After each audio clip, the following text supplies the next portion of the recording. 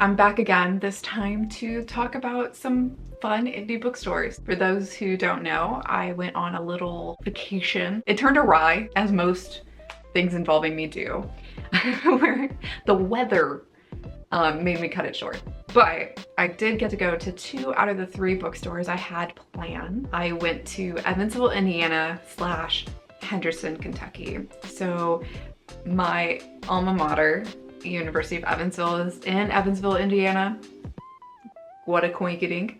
And I hadn't been there since I graduated, so I thought I would like stop by, see how things are, kind of peruse the town because I had heard it had changed, as you would hope it would, in almost a decade.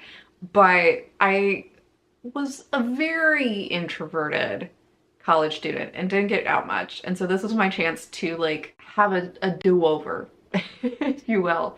And then I was camping at the Audubon State Park in Kentucky, and there was another bookstore and cafe situation that I wanted to go to. I only got a book at one of the locations, but I wanted to share them with you guys in case you're in that area, because I love indie bookstores. They're so important, they're so great, and if we don't use them, we lose them. So I think it's important to like just keep pushing the good ones out there for you so you're aware of them. So I first went to Blue Stocking Social, and this business came after I had graduated, because of course they did.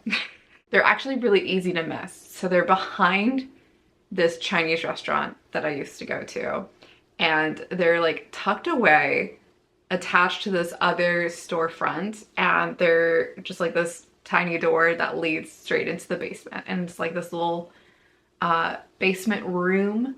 It's so much cozier than that sounds like, because it sounds like you're about to be axe murdered, but no axe murdering. So cute, such a curated collection of different genres, different age demographics. Even has like a curated art supply section. The owner was so friendly and sweet, and their little pug was just like asleep on his cushion. Peak indie vibes. And I did get a book there, so I will share that with you in just a little bit. The owner was also just so like open and eager to share other bookstore recommendations, which is lovely to see, because technically that's like her competition.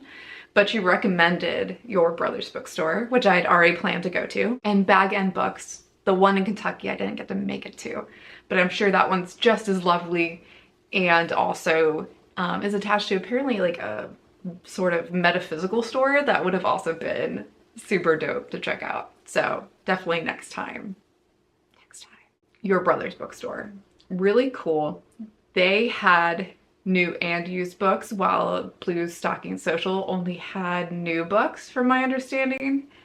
And while I didn't get anything there, I was very tempted. They had some really nifty, unique editions of books that I hadn't seen before, and they were so cute. So if I remember, I'll put some pictures up while I'm jabbering on right now, and you can see for yourself. The nifty thing about bookstores, I mean, they're always getting more inventory anyway, but especially with used, there's just a level of surprise and the, you know, intrigue of what they got in. So I didn't find anything this time around at Your Brother's Bookstore, but both Blue Stocking Social and Your Brother's Bookstore, not even that far apart. So I definitely recommend checking both out. And so now I'll just mention real quick, just in passing, my one book haul that I got at Blue Stocking Social. So I got How to Resist Amazon and Why, updated and expanded, The Fight for Local Economics, Data Privacy,